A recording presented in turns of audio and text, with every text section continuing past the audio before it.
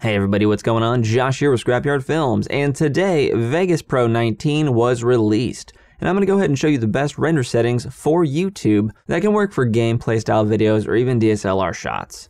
First thing is, at the top left, we're going to go to File, then about halfway down we're going to click Render As. From here we have a few options, and a lot of these are kind of good for their own specific reasons. But for general videos and YouTube and things like that, we're going to be choosing Magic's AVC AAC MP4. From here you'll see a lot of options right here, and we can choose any one of these at random. So I'm going to select the very first one and hit Customize Template. From here we'll have our custom settings options open up.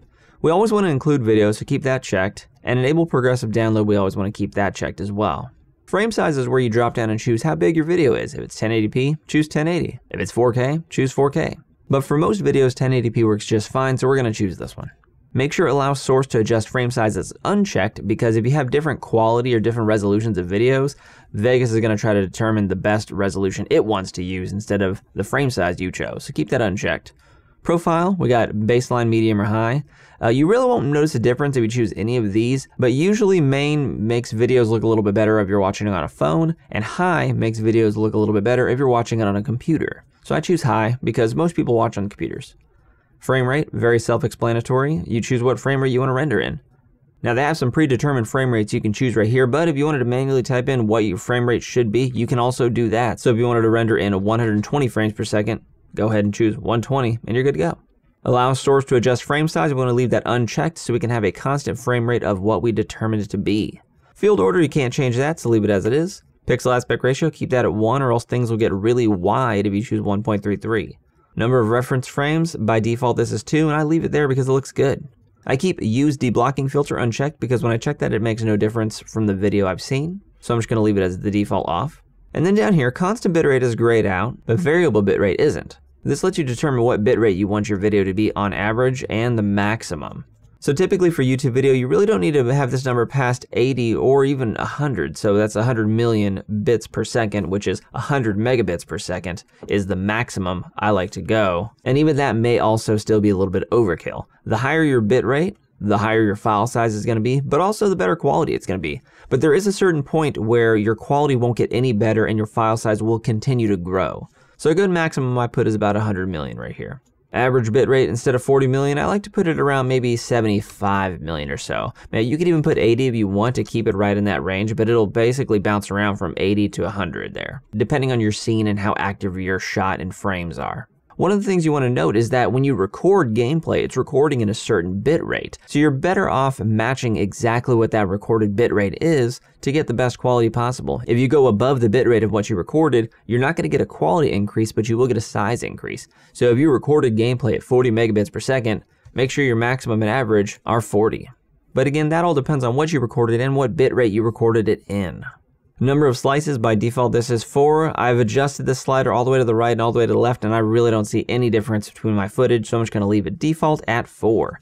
Now down to encode mode. Main concept AVC is chosen by default. This means it's going to use your processor to encode the video, and it's not going to utilize your graphics card at all. If you drop this down and have a graphics card available that's being read by Vegas, you will see a different encoder here. I have an RTX 3080, and so NVIDIA encoder shows up down here. If you have an AMD card, you will most likely see an AMD encoder. And if you choose this, that means it's going to use your graphics card to help render your video. It's going to take some load off of your processor and make your rendering a lot faster. I always recommend choosing your graphics card encoder because the rendering is so much faster that way and your video still looks great. Now under preset, we have default selected by default, and then we have some pretty self-explanatory options down here. High performance is for people who have a little bit weaker computers. High quality is the opposite, people who have great computers. And then we jump into the low latency modes, and this is also for good computers specifically. But if your computer's good but not the best, maybe you could choose default or high performance. But if you have a really good computer, then choose low latency, high quality. And then we go down to lossless. Lossless is for more higher end computers, but I've actually had some weird glitches whenever I use lossless in any kind of form of rendering and whatnot. It kind of doesn't work for me personally, so I never choose lossless. I'm usually only doing low latency, high quality, or high performance, or high quality. So we're just going to choose high quality here. And then we have RC mode down here. We could drop this down, we see different options. We have VBR, variable bitrate, and CBR, constant bitrate. And then we have the high quality versions for better computers. And then we have the low delay high quality versions for the really, really good computers. If we select CBR, we'll see that variable bitrate grays out and constant bitrate enables. Under constant bitrates drop down, you'll see predetermined bitrates that you can adjust. So if you're choosing constant bitrate, you'll want to choose the bitrate that's as close to your recording bitrate as possible. But if you don't know what your recording bitrate is and you just want to play it safe, choose 50 million or 135 million and you'll be good to go. So I'm just going to choose 135 million. Chroma subsampling is grayed out, so is bits per pixel, so we're just going to leave those alone. If we go to audio, we make sure include audio is checked or else we'll have a very silent video. Sample rate, you want to keep it either 44.1 or 48,000. Anything below will start getting terrible robotic sound. Anything above may not be compatible with anything you're hearing. So these two are the most compatible ones. 48's great, I leave it there. Bitrate, by default, it's 192 kbps. I'm going to throw it down. Usually I put it about 320. That's really good CD quality audio. So 320 is really good for me. It sounds awesome. You can't even go higher if you wanted, but that's just gonna increase your file size and you're really not gonna hear a difference. So I'm gonna keep it at 320. Go over to the system tab. We can't change anything, but we are verifying that it does say MP4. If it does not say MP4 right here, then something is definitely wrong and you need to choose a different one of these settings and try this again. Go over to project. We don't have to change anything in here, but personally I like to use video rendering quality. I like to change that to best. And then after that, we're good to go. If you want to save this preset, go up to the top and just rename it.